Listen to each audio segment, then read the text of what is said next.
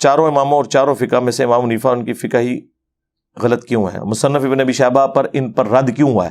ہاں، مصنف ابن ابی شیبہ کا آخری چیپٹر ہے کتاب الرد علی ابی حنیفہ، اور اس میں بڑے سخت الفاظ ہیں. اس میں امام ابن ابی شیبہ جو امام بخاری کے استاد ہیں 235 ہجری میں فوت ہوئے، یہ امام بخاری کے بھی استاد ہیں اور امام مسلم کے بھی.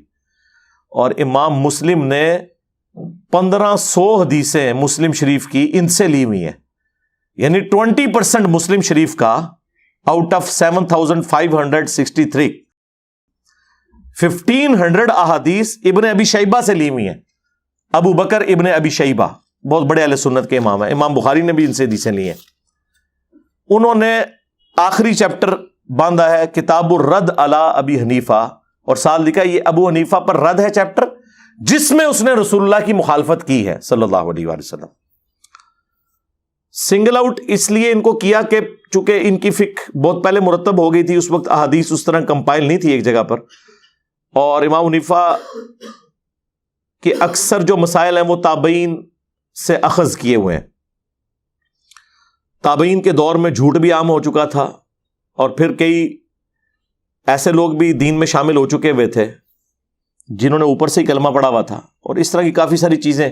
ابھی ایک پورا ٹاپک ہے، اس کو ایڈریس کیا ہے شاہ ولی اللہ دہلوی نے حجت اللہ البالغہ میں. اب شاہ ولی اللہ دہلوی وہ ہیں جو بریلوی دیوبندی اہل حدیث تینوں کے نزدیک مجدد ہیں 12ویں صدی کے، 1176 ہجری میں فوت ہوئے. انہوں نے اس کو ٹاپک بنایا ہے کہ امام مالک اور امام ابو حنیفہ کی فقہ میں غلطیاں کیوں زیادہ ہیں ایز کمپیئر ٹو امام احمد بن حنبل اور امام شافعی کے. تو انہوں نے بتایا کہ تابعین کے اقوال کی وجہ سے، اور مرفوع احادیث جو ہیں وہ سپورٹیو نہیں ہے اس کو. اب جب تک آپ کے پاس حدیث نہیں ہے، آپ نے کسی تابعی کے فتوے کے اوپر عمل کر لیا، لیکن جب آپ کو صحیح حدیث مل جائے تو آپ فتویٰ چھوڑ دیں. یہ تو صحابہ کے ساتھ ہوا ہے کہ انہیں بعض اوقات حدیث نہیں پتہ ہوتی تھی، دوسرا صحابی بتاتا تھا، وہ رجوع کر لیتے تھے اس معاملے میں. میں نے کئی دفعہ بتایا، بخاری مسلم میں حدیث ہے، حضرت حسان ابن ثابت مسجد میں اشعار سنا رہے تھے حضرت ابو ہریرہ کو، پاس سے حضرت عمر گزرے، وہ امیر المومنین بھی تھے، رعب بھی تھا، صرف انہوں نے دیکھا ہے ان کو، ان کا اس طرح نہ دیکھ، تجھ سے بہتر شخص مسجد میں ہوتا تھا، میں اسے بھی اشعار سناتا تھا رسول اللہ صلی اللہ علیہ وسلم. تو حضرت عمر نے فوراً کہا کہ بتاؤ اپنا گواہ لے کر آؤ جو گواہی دے. یعنی حضرت عمر کو نہیں پتا تھا کہ ایسا ہوتا تھا. ہو سکتا ہے اس دن جو محفل نعت ہوئی حضرت عمر نہ بیٹھے ہوئے ہو. ٹھیک ہے، یہ تو آپ کہتے ہیں ہمارے امام سے کون سی حدیث چھپ گئی ہوگی جو انجینئر صاحب کو پتہ چل گئی ہے. ہاں سرکار تواڈے امام تے شاہی کوئی نہیں، ہاں سیدنا عمر جیسا ہے ہی کوئی نہیں، تیرا امام تے شاہی کوئی نہیں. تو حضرت ابو ہریرہ نے کہا کہ یا امیر المومنین میں گواہی دیتا ہوں واقعی. اور پھر نبی علیہ السلام ان کے لیے دعا بھی کرتے تھے کہ اے اللہ روح قدس کے ذریعے حسان کی مدد فرما جس طرح تو نے عیسیٰ ابن مریم کی تھی، وَأَيَّدْنَاهُ بِرُوحِ الْقُدُسِ. تو حضرت عمر وہاں سے چلے گئے. سیدنا عمر کو یہ مسئلہ نہیں پتا تھا اور کوئی عیب نہیں تھا. بخاری مسلم دونوں میں آتا ہے حضرت ابو ہریرہ نبی علیہ السلام کی وفات کے بعد آلموسٹ 30 سال تک یہ فتویٰ دیتے تھے. یہ 30 سال میں نے اس لیے نکالے ہیں کہ اس وقت گورنر مدینے کا مروان تھا، اور مروان مدینے کا گورنر حضرت معاویہ کے دور میں بنا ہے. تو مطلب یہ کہ خلافت راشدہ کے دور کے بعد کی بات ہے. یہ اس شخص کے بارے میں جو سب سے زیادہ حدیثیں روایت کر رہا ہے سیدنا ابو ہریرہ، وہ یہ فتویٰ دیتے تھے کہ جس کے اوپر غسل فرض ہونا جب تک غسل نہ اتار لے وہ روزہ نہیں رکھ سکتا. اب یہ بات جب سیدہ عائشہ تک پہنچی تو انہوں نے کہا حضرت ابو ہریرہ کو ان کے بارے میں اللہ تعالیٰ اس پہ رحم فرمائے، اللہ کے نبی علیہ السلام جنبی ہوتے تھے اپنی بیویوں سے صحبت کرنے کی وجہ سے، اور بغیر غسل اتارے ہی روزہ رکھ لیتے تھے، اور طلوع فجر کے بعد غسل اتارتے تھے، یعنی ختم سحری کے بعد. طلوع فجر کہہ رہا ہوں، طلوع آفتاب نہیں، طلوع فجر یعنی ختم سحری. اب اما عائشہ جب یہ گواہی دے دیں تو حضرت ابو ہریرہ تو پھر ان کا فتویٰ تو شاہی کوئی نہیں رہتا. اب ان تک جب بات پہنچی تو انہوں نے خاموشی اختیار کی، اور انہوں نے کہا کہ میں اپنی رائے سے کہتا تھا لیکن مجھے نہیں پتا تھا اس بات کا. 30 سال تک تو غلط مسئلہ وہ بتاتے رہے نا. یار اگر حضرت ابو ہریرہ کا یہ اسٹیٹس ہے تو تیرے امام تے شاہی کوئی نہیں. تو اس طرح کے معاملات ہوتے تھے، لیکن وقت کے ساتھ ساتھ یہ چیزیں ایوالو ہوئی ہیں، اور میں سمجھتا ہوں اس کی ایپیکس جو ہے وہ اس دور میں ہوئی ہے جب بخاری اور مسلم لکھی گئی ہیں، کہ آلموسٹ ان کتابوں کے پہنچتے پہنچتے وہ ساری چیزیں ایک جگہ جمع ہوئی. خود شاہ ولی اللہ نے بھی لکھا ہے کہ اب جب کہ یہ ہمارے پاس حدیث کی کتابیں آ چکی، چاروں فقہ بڑی مرتب ہو چکی ہیں اہل سنت کے ہاں، اب ہمیں چاہیے کہ مل جل کے کوئی ایک ایسی فقہ مرتب کریں جو قرآن و سنت کے قریب ہو. جو مسئلہ امام حنیفہ کا ٹھیک ہے وہ ان کا لے لیا جائے، جو امام شافعی کا ٹھیک ہے. جو یہ شاہ ولی اللہ لکھ رہے ہیں اور وہ مجدد ہیں. یہی بات انجینئر صاحب کریں تو کہتے ہیں یہ دراڑ ڈال رہے ہیں امت میں. شاہ ولی اللہ نے حجت اللہ البالغہ میں لکھا ہے کہ اس امت کی تباہی کی جو بڑی وجہ ہے نا، اس میں سے ایک تقلید بھی ہے. انہوں نے لکھا ہے کہ پہلے 300 سال تک کوئی یہ کام نہیں کرتا تھا، یہ بعد میں شروع ہے. میں نے اس کے اوپر ایک تفصیلی لیکچر ریکارڈ کروا دیا، مسئلہ 197 اماموں کی گستاخی کا الزام. اس میں نے کئی اور مثالیں بھی پیش کی ہیں. لہذا یہ مسئلہ اس طریقے سے نہیں ہے جس طرح آپ لوگ سمجھتے ہیں کہ ہم نے اسٹرکٹلی کسی ایک کو فالو کرنا ہے. کہتے ہیں جی دیکھیں جی، یہ اکثر آپ نے سنا ہوگا، یہ حنفیوں نے نا چاند ایک جو چیزیں رٹی ہوئی ہیں ان میں سے ایک ہے جی، ایک بندہ ہے اس نے اپنی بیوی کو ہاتھ لگایا اور اسی وضو سے نماز پڑھ لی، یہ کہہ کے کہ میں حنفی ہوں، اور حنفیوں کے نزدیک بیوی کو ہاتھ لگانے سے وضو نہیں ٹوٹتا. لیکن تھوڑی دیر بعد اس کا خون نکل آیا تو حنفیوں کے نزدیک تو خون نکلنے سے وضو ٹوٹ جاتا ہے. تو اس نے کہا نہیں میں شافعی ہوں، اور اس نے نماز پڑھ لی. اور اس کے بعد وہ بولتے ہیں کہ یہ لوگ اپنے نفس کی پیروی کرتے ہیں. نہ سرکار نہ، تھوڑے ایجوکیٹ ہو جاؤ، اپنے مدرسوں سے اپنے دڑبوں سے باہر نکلو، دنیا چینج ہو چکی ہے. نہ اس مسئلے میں ہم نے امام حنیفہ کی بات مانی، نہ اس مسئلے میں ہم نے امام شافعی کی بات مانی. ہم نے اس شخص کی بات مانی جس کی قبر مدینے میں صلی اللہ علیہ وآلہ وسلم. کیا نبی علیہ السلام اور صحابہ کے دور میں خاوند اپنی بیویوں کو ہاتھ نہیں لگاتے تھے؟ اس زمانے میں کسی کا خون نہیں نکلتا تھا؟ تو مسئلے بھی موجود ہوں گے. تو بخاری مسلم دونوں میں حدیث موجود ہے. اور امام بخاری نے، دیکھیں لوگ کہتے ہیں شافعی ہیں، امام بخاری نے تو امام شافعی کا رد کر دیا صحیح بخاری میں،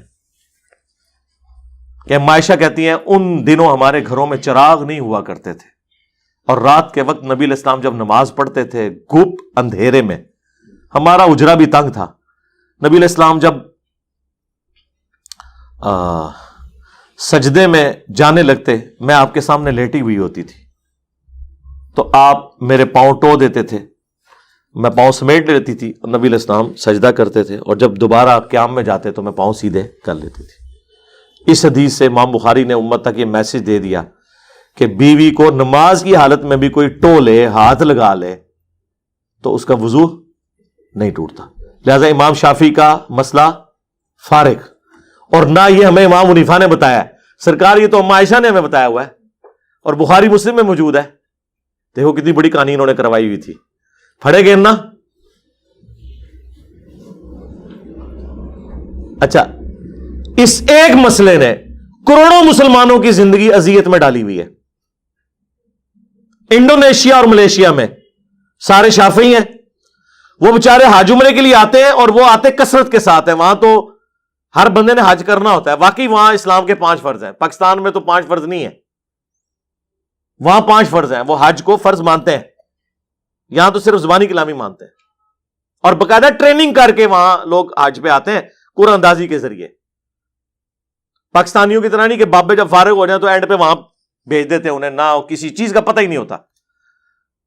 تو وہاں آپ دیکھیں گے کہ ان کی عورتوں نے دستانے پہنے ہوئے ہوتے ہیں وائٹ کلر کے، اور میاں بیوی اکٹھے طواف کر رہے ہوں گے، گرمیوں میں بھی دستانے پہنے ہوئے ہوں گے. تو عام بندے کو تو سمجھ نہیں آتی کہ مسئلہ کیا ہے. مسئلہ یہ ہے کہ وہ ہیں سارے شافعی، ان کے نزدیک اگر کوئی خاوند بیوی کو ہاتھ لگا لے تو وضو ٹوٹ جائے گا. جب وضو ٹوٹ جائے گا طواف کہاں سے کرے گا؟ تو انہوں نے اپنی بیویوں کو دستانے بنوائے ہوتے ہیں تاکہ ٹچ کرنے سے، یعنی باہر سے ٹچ ہوگا، ڈائریکٹ نہیں، نیکڈ ٹچ ہوگا. تو ایک مسئلے جو غلط گھڑا گیا اس کی تکلیف کتنی امت کو کاٹنی پڑ رہی ہے. اور ادھر حنفیوں نے جو یہ غلط مسئلہ گھڑا خون نکلنے والا، 21 حدیث کے اندر کس آیت کے اندر آیا ہے کہ خون نکلنے سے وضو ٹوٹ جاتا ہے. یہ صرف انہوں نے قیاس کیا ہے اور وہ بھی غلط. قیاس یہ انہوں نے کیا ہے کہ جتنی چیزیں ناپاک ہیں جب وہ جسم سے نکلیں گی تو وضو توڑ دیں گی. پیشاب ناپاک ہے وضو توڑ دے گا, مزی ناپاک ہے وضو توڑ دے گی, تھوک پاک ہے, بلغم پاک ہے, پسینہ پاک ہے, وضو نہیں توڑے گا. خون ناپاک ہے تو کہتے ہیں جب ناپاک ہے تو وضو توڑ دے گا. ایک کونو گال بنا لی. یہ مسئلہ ہی غلط ہے کہ خون ناپاک ہے. یار صحابہ کی زندگی تو جنگوں سے عبارت تھی, وہ یہ رسک لے سکتے تھے.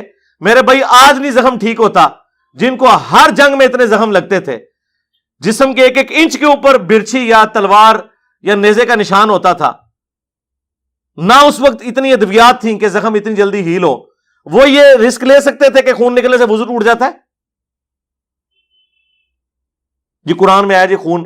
سرکار قرآن میں کہاں لکھا ہوا ہے؟ قرآن میں لکھا ہوا ہے کہ بہتا ہوا لہو پینا حرام ہے.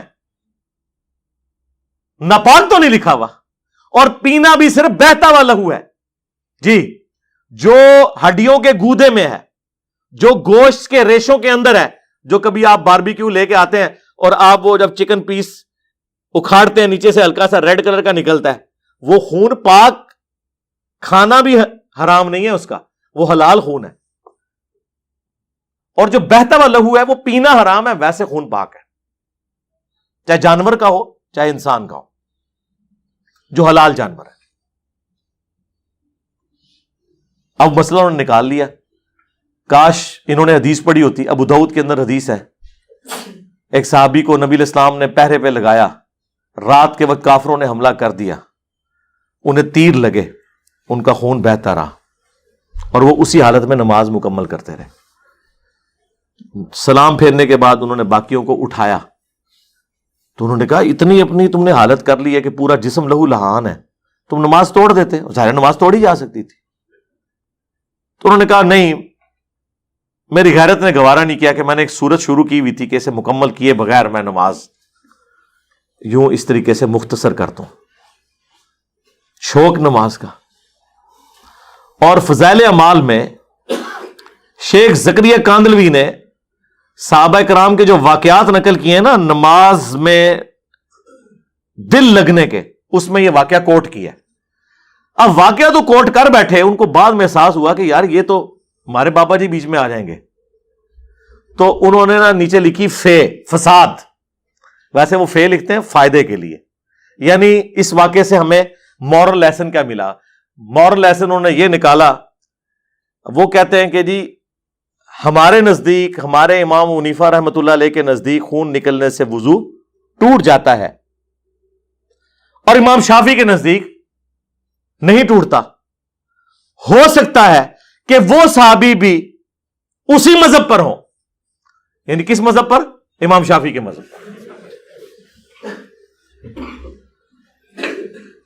بجائے یہ لکھنے کے کہ ہو سکتا ہے کہ امام شافعی نے اس صحابی کا مذہب اڈاپٹ کیا ہو, الٹ لکھ دیا. جب ہم یہ بات کرتے ہیں کہتے ہیں جی آپ ہمارے بزرگوں کا مذاق اڑاتے ہیں. آپ کے بزرگوں کو اردو بھی نہیں لکھنی آتی. امام شافعی کے تو ابا جی بھی پیدا نہیں ہوئے ہوں گے جب وہ واقعہ ہوا ہے, بلکہ ان کے دادا جی بھی نہیں پیدا ہوئے ہوں گے. امام شافعی 150 ہجری میں پیدا ہوئے ہیں, 204 ہجری میں فوت ہوئے ہیں. نبی علیہ السلام کی وفات کے 140 سال کے بعد امام شافعی پیدا ہوئے ہیں. نبی علیہ السلام کی وفات کے 70 سال کے بعد امام حنیفہ پیدا ہوئے ہیں. اس سے پہلے کسی کا خون نہیں نکلتا تھا, اس سے پہلے کوئی اپنی بیوی کو ہاتھ نہیں لگاتا تھا.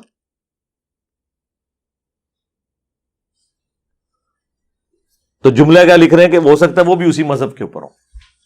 وہ کہتے ہیں نہیں آپ مذاق اڑا رہے ہیں, مراد یہ کہ وہ کہنا چاہ رہے تھے کہ دونوں کا مذہب اسکول آف تھاٹ ایک ہوگا. ٹھیک ہے, لیکن یہ ترتیب نہیں ہوتی لکھنے کی کہ آپ ایک بڑے کو جو صحابی ہو ایک چھوٹے کی طرف منسوب کریں جو نہ تابعی ہے نہ تبع تابعی ہے.